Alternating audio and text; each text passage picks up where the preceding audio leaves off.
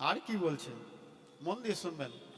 আমরা বৈষ্ণব ভক্ত সেবা করি তো কখনো কৃষ্ণকে বড় বলে দিই, কখনো রাধাকে বড় বলে দিই। কৃষ্ণকে বড় বলা, রাধাকে বড় বলা, এগুলো কি?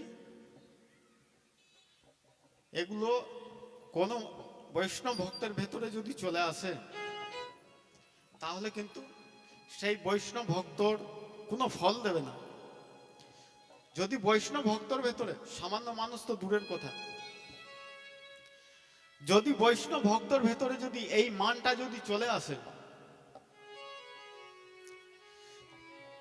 যে রাধা বড়, কৃষ্ণ বড়, আমি কৃষ্ণ সেবা করছি, রাধা রানীকে মানব না। যেমন আমরা রাধে রাধে করি তো, তো আমরাও যদি মনে করি আমরা রাধে রাধে করি, কৃষ্ণকে মানব না, কৃষ্ণ ছোট, কিচ্ছুই নাই, এ তুচ্ছ, চল হাট। কেন তুচ্ছ? কেউ যদি এই প্রসঙ্গ যদি শুনে নেই যে রাধা রানী এখনো সেবা কুঞ্জে শ্রী রাধা রানীর চরণ চাপছে, তো মনে এটা হতে পারে যে যদি রাধা রানীর চরণ চাপে সেবা করে সে তো তাহলে কৃষ্ণ থেকে বড়, তো রাধাকে কেন বড় ভাববো না? তখনই ফেসে যাবে জীব। কারণ কখনো রাধারানীর সেবা করে, কখনো রাধারানী আবার কৃষ্ণর সেবা করে।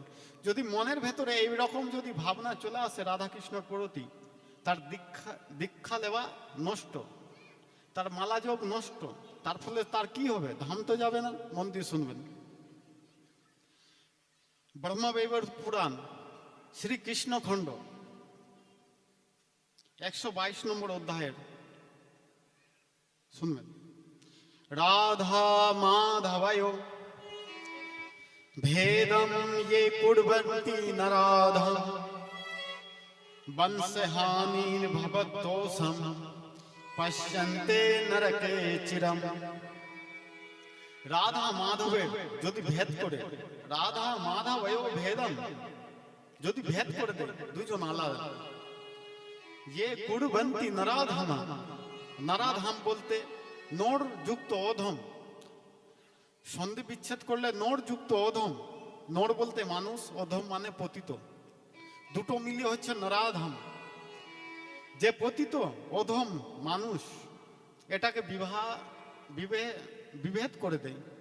বৈষ্ণব ভক্তও যদি থাকে, ধরে নিন আমি যদি বিভেদ করে দিই, তো আমি যতই বৈষ্ণব ভক্ত হয়ে যাই না কেন, আমি নরাধামই আছি ভগবানের দৃষ্টিতে।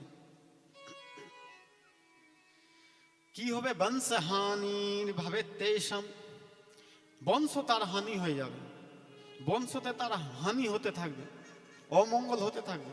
আর কি হবে? পশ্চান্তে নরকে চিরম, তার যখন জীবন শেষ হয়ে যাবে সে নরকে চলে যাবে।